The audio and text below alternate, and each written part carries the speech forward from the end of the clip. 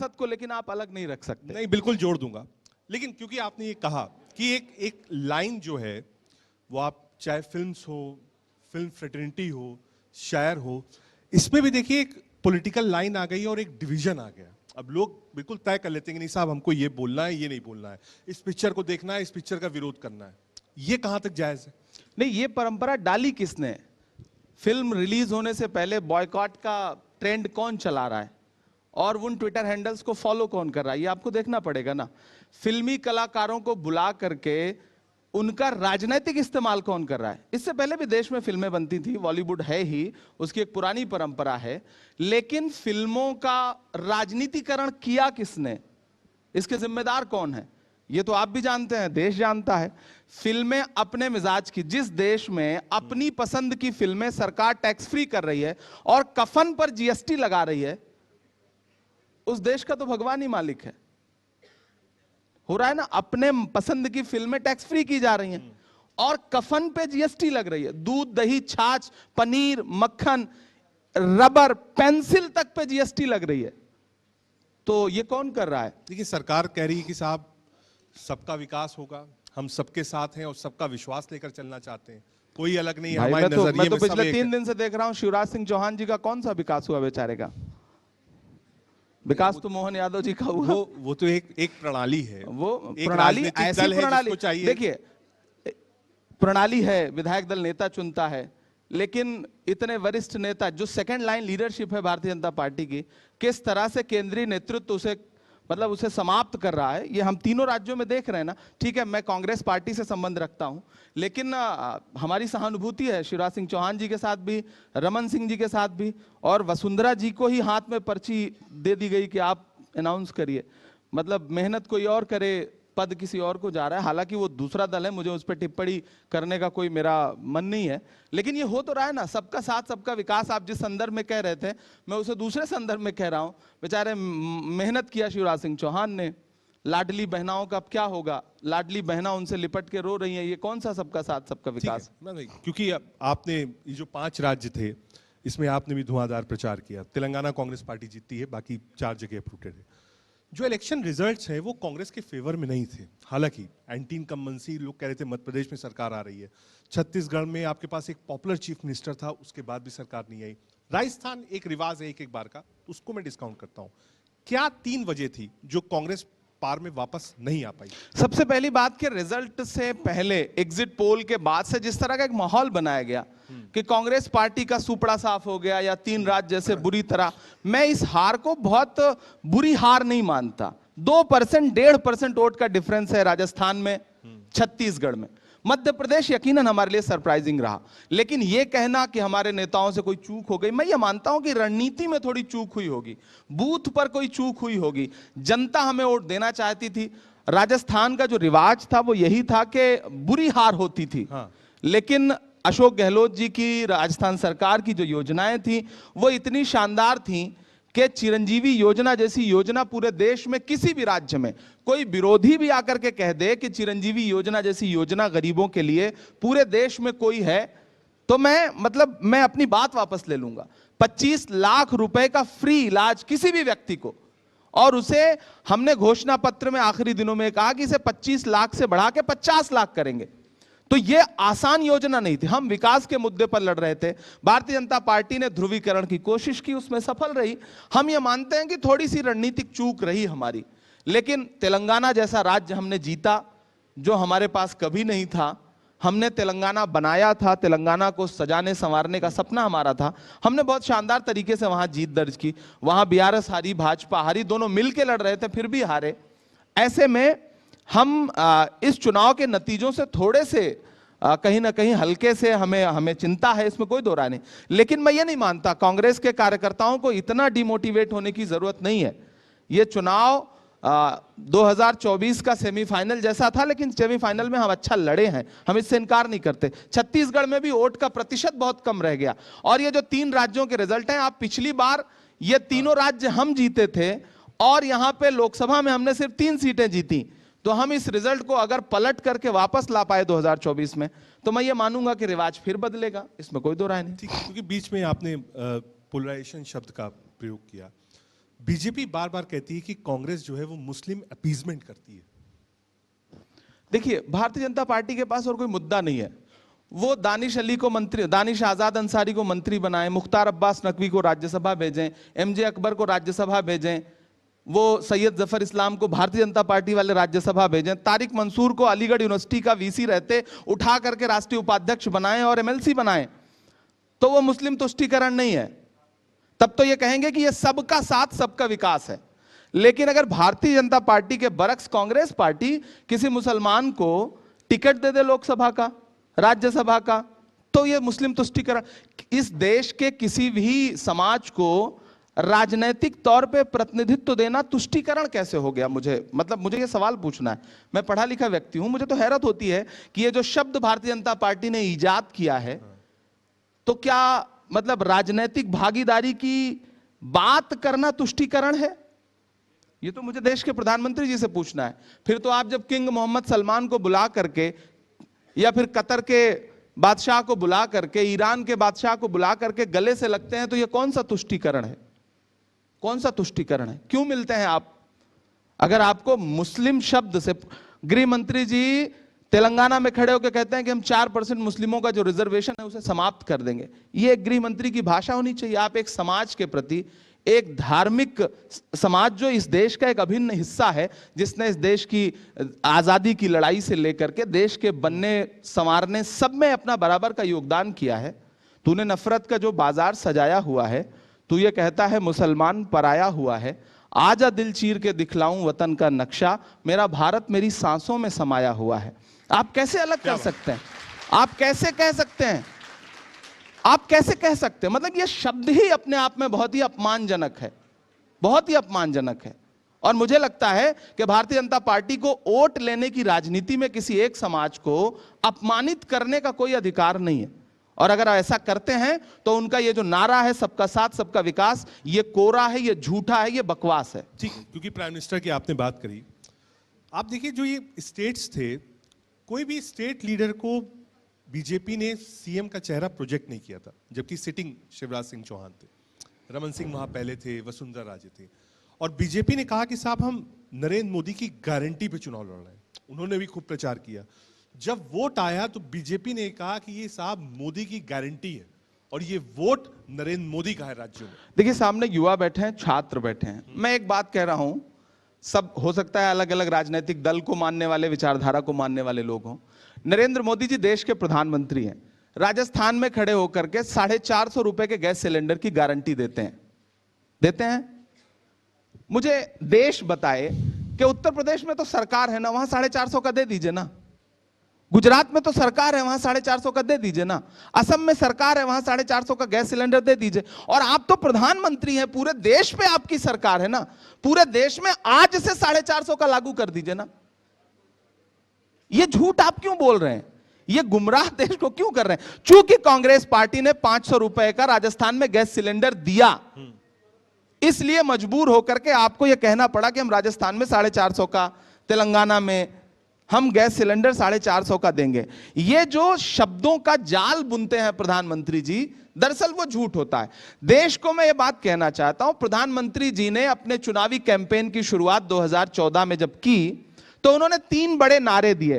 पहला नारा दिया उन्होंने, बहुत हुई महंगाई की मार, अब की बार मोदी सरकार।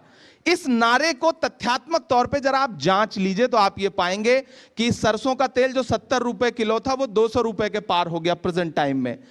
आटा, दूध, दही, छाछ, पनीर, लस्सी क्या नहीं महंगा हो गया। पेट्रोल डीजल 58 रुपए लीटर था, 100 रुपए के पास पहुंच गया। गैस सिलेंडर 1200 रुपए तक का बिका। यह पहला नारा था। दूसरा नारा, बेटी बचाओ बेटी पढ़ाओ।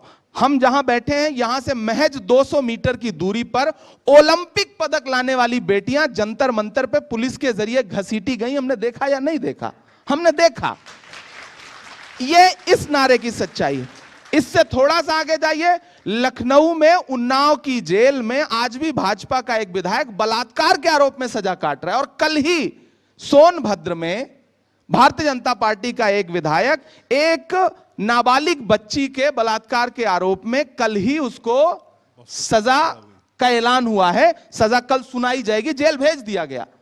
ये वही भारतीय जनता पार्टी है जो कठुआ में बलात्कारी के समर्थन में नारे लगाती है और यात्रा निकालती है। ये है दूसरी नारे की सच्चाई। इधर प्रधानमंत्री जी लाल किले की प्राचीर पर खड़े होकर के महिला सुरक्षा, महिला बचाओ, महिलाओं के सशक्तिकरण पे भाषण देते हैं, और उधर गुजरात में बिल्किस बानो के जघन्य आरोपी बलात्कार के वो रिहा किए जा रहे होते हैं और उन्हें माला पहनाई जा रही होती महज 2.5 घंटे के बाद 15 अगस्त के दिन। यह है दूसरे नारे की सच्चाई। अब तीसरा नारा है सबका साथ सबका विकास। मुख्तार अब्बास नकवी, जफर इस्लाम, एमजे अकबर, तीनों लोग कहां हैं आपको पता है? आजकल राज्यसभा में हुआ करते थे। बिल्कुल हुआ। भारतीय जनता पार्टी लोकसभा में एक भी टिकट किसी मुसलमान को नहीं देती। ठीक है, वो उनकी अपनी राजनीति है, लेकिन फिर अगर राजनीति है तो फिर ये नारा झूठा है। दो में से एक चीज तो आपको माननी पड़ेगी। किसी भी प्रदेश के विधानसभा, राजस्थान का चुनाव गुजरा, यूनुस खान निर्दलीय चुनाव जीत करके आया, वसुंधरा राजे का वरिष्ठ कैबिनेट मंत्री हुआ करता था, उसको टिकट नहीं दिया उन्होंने। क्यों? क्योंकि वो मुसलमान है। तो फिर ये जो आपके तीनों नारे थे, ये तीनों नारे दरअसल झूठे हैं। ठीक है इमरान भाई, क्योंकि आपने महिलाओं की और लड़कियों की बात करी, बिहार इलेक्शन से, स्टेट इलेक्शन से अब तक हमने देखा कि एक ट्रेंड है, जो महिलाओं का वोट है उसकी जो तादाद है, पहली बात तो बड़ी है, ये अच्छी बात है, और वो देखा गया है, एक सर्वे भी है, रिपोर्ट भी है कि वो वोट प्रधानमंत्री नरेंद्र मोदी के पक्ष में जा रहा है और वो ही विनेबिलिटी का कारण हो रहा है। आप राज्यों में भी देखिए, अगर मध्य प्रदेश में, छत्तीसगढ़ में जो महिला वोट बैंक है वो बीजेपी की तरफ है। नहीं, अल्टीमेट उन्हें मिल क्या रहा है? चलिए, वोट उन्होंने किसी झांसे में आके वोट दे दिया, लेकिन आप मुझे बताइए कि मध्य प्रदेश में लाडली बहनों ने किस नाम पे वोट दिया? कि शिवराज सिंह चौहान मुख्यमंत्री बनेंगे और उनके खाते में पैसे आएंगे। मिला क्या? शिवराज सिंह चौहान बेचारे आज कह रहे हैं कि जस की तस रख दीनी चदरिया।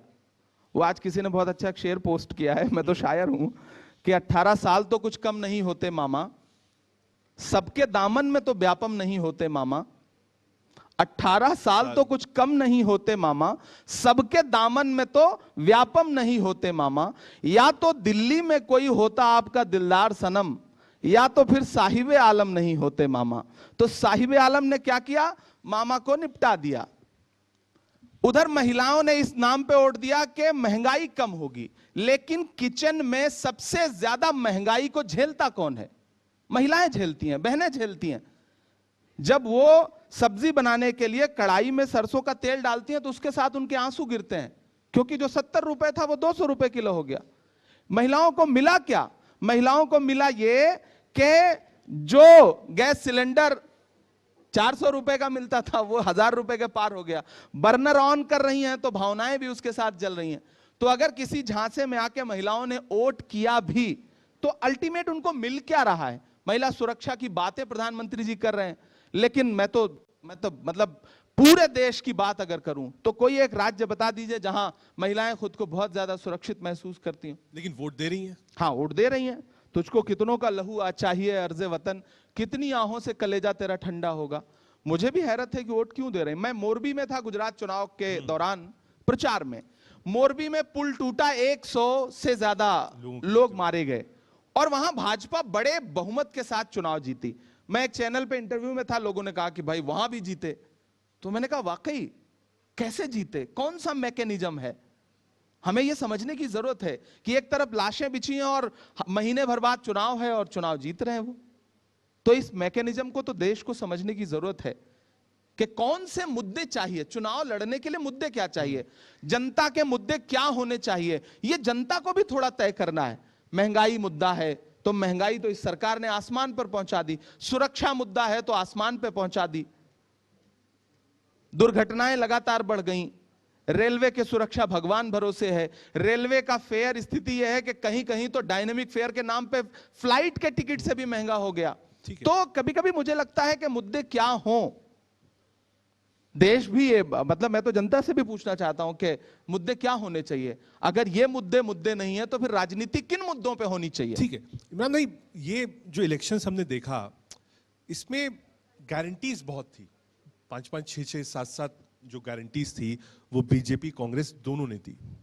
अब आप थोड़ा सा इसको समझिए कि जो लाडली बहन योजना थी वो मध्य प्रदेश में काम कर रही है बीजेपी के लिए, एंटी इनकम्बेंसी में कन्वर्ट हो रही है।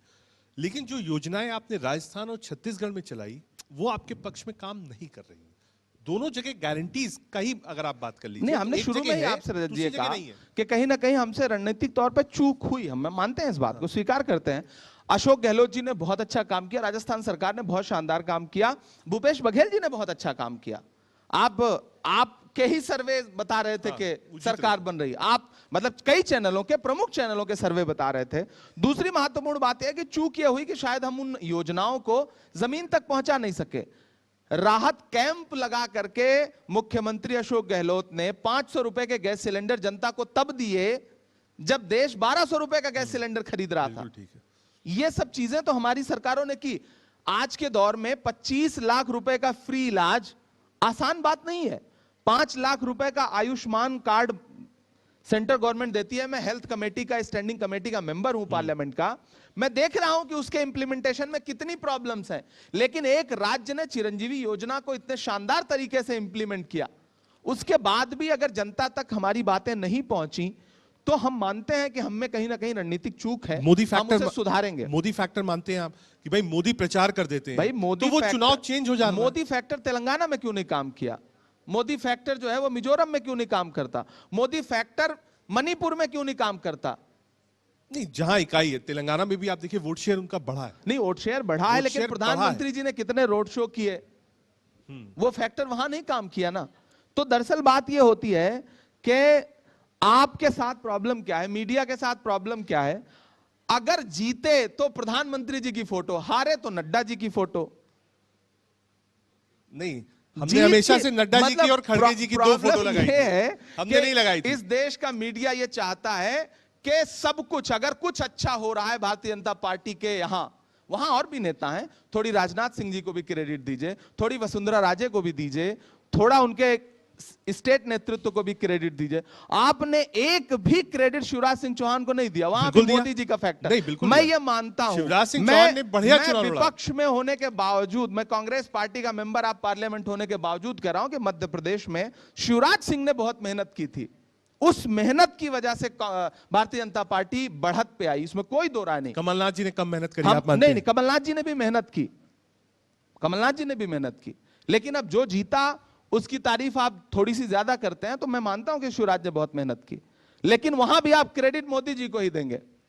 राजस्थान में वसुंधरा जी ने सबसे ज्यादा मेहनत की, लेकिन वहां भी क्रेडिट आप मोदी जी को देंगे, नड्डा जी को भी नहीं देंगे। मसला यही है मीडिया मैंने के साथ। बीजेपी के एक वरिष्ठ नेता को सुनते हुए और सुना मैंने और पढ़ा भी, तो उन्होंने कहा कि साहब अगर आप लाडली बहन योजना को क्रेडिट दे रहे हैं शिवराज जी को, तो साहब उन्होंने कहा लाडली बहन ना राजस्थान में योजना थी, ना लाडली बहन छत्तीसगढ़ में थी। मतलब कहा आप मोदी जी थे, आप वही कैला- तीनों जगह थे। आप कैलाश विजयवर्गीय की बात कर रहे हैं। मैंने कोट अरे नहीं किया, मतलब मैंने कहा, बताइए मैंने ना सुना सीधे-सीधे।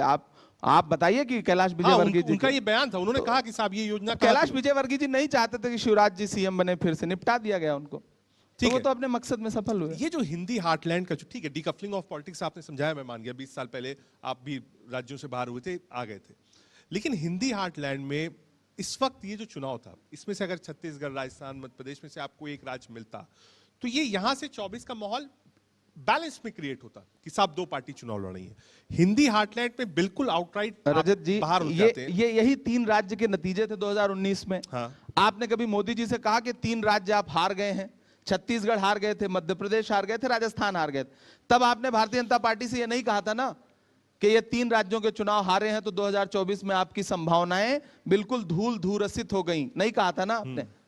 दरअसल हिंदी हार्टलैंड का जो रिजल्ट आया है हमारे लिए कहीं ना कहीं चिंताजनक है, हम इससे इनकार नहीं कर रहे हैं, लेकिन इंडिया अलायंस जिस तरह से फॉर्म हुआ है वो इंप्लीमेंट होने जा रहा है, हो जाएगा। यही वजह है कि भारतीय जनता पार्टी का केंद्रीय नेतृत्व सदन में भी जब गृह मंत्री जी खड़े होते हैं तो इंडिया नहीं बोलते, घमंडिया अलायंस। अभी कल उन्होंने बोला, हाँ, बोला कल उन्होंने बोला, जिसके बाद हम लोगों ने वॉकआउट किया। इंडिया, जिस दिन से इंडिया अलायंस बना वो इंडिया नहीं बोलते, इंडी बोलते हैं, इंडी अलायंस। ये घबराहट है। प्रधानमंत्री जैसे गरिमामयी पद पर बैठा हुआ व्यक्ति इंडिया अलायंस को कहता है कि नहीं नहीं, ये तो अर्बन नक्सल है, ये तो जंग लगा लोहा है भोपाल में, वो बोलते हैं। कहीं ना कहीं इंडिया अलायंस से जो घबराहट है वो ये दर्शाती है कि 2024 के समीकरण में इंडिया अलायंस बहुत भारी पड़ेगा। ये मेरा विश्वास है। ठीक है। और हिंदी हार्टलैंड, दक्षिण भारत और उत्तर भारत में देश को बांटने की जो कोशिश है, मैं उस कोशिश से इनकार करता हूं। दक्षिण भारत हो, उत्तर भारत हो, नॉर्थ ईस्ट हो, भारत एक है। ये भारतीय जनता पार्टी करती है कि मणिपुर में कुछ होगा तो कुछ नहीं बोलेंगे, अरुणाचल प्रदेश में कुछ होगा तो कुछ नहीं बोलेंगे, कश्मीर पे बोलेंगे, जहां सूट करता है वहां बोलेंगे। हमारे लिए पूरा भारत एक है, हमारे लिए कन्याकुमारी से कश्मीर तक भारत एक है। यही वजह है कि राहुल गांधी जी 4000 किलोमीटर पैदल चलते हैं देश को जोड़ने के लिए। ठीक है, क्योंकि आपने बात अलायंस की करी, आप भी उत्तर प्रदेश से ही आते हैं। अलायंस पार्टनर्स को लेकर बहुत सारे विवाद थे इन राज्यों के चुनाव में, खासतौर से अखिलेश यादव, वो मध्य प्रदेश में चुनाव लड़ना चाहते थे, कहा साहब बातचीत हुई, उसके बाद हटा दिया गया। और अलायंस पार्टनर में भी बहुत ज्यादा आप देखिए सिमेट्री नहीं है, क्योंकि हर आदमी, तमिलनाडु की पॉलिटिक्स अलग है, यूपी की पॉलिटिक्स अलग है, बिहार की पॉलिटिक्स अलग है। बहुत सारी मीटिंग्स हुई, लेकिन ये जो स्टेट इलेक्शंस थे इसमें कोऑर्डिनेशन देखने को नहीं मिला। देखिए रजत जी, ये बात सिर्फ इंडिया अलायंस है। एनडीए अलायंस में कितनी असमानता है कभी देखा है आपने? इंडिया अलायंस को छोड़िए, एनडीए अलायंस के घटक दल हैं जीतन राम मांझी जी। मर्यादा पुरुषोत्तम राम पर उनका दिया गया स्टेटमेंट आपको याद है? बिल्कुल याद है ना? कभी हालांकि आप उसको उद्धृत नहीं करते। मर्यादा पुरुषोत्तम राम पर उन्होंने लगभग विवादास्पद बात कही, लेकिन जेपी नड्डा जी उनको चिट्ठी बुला करके, चिट्ठी भेज करके इंडिया एनडीए अलायंस का हिस्सा बनाते हैं। आप कह रहे हैं कि अखिलेश यादव मध्य प्रदेश में लड़ रहे थे और कांग्रेस भी लड़ रही थी। एकनाथ शिंदे जी भाजपा के साथ सरकार में है या नहीं है?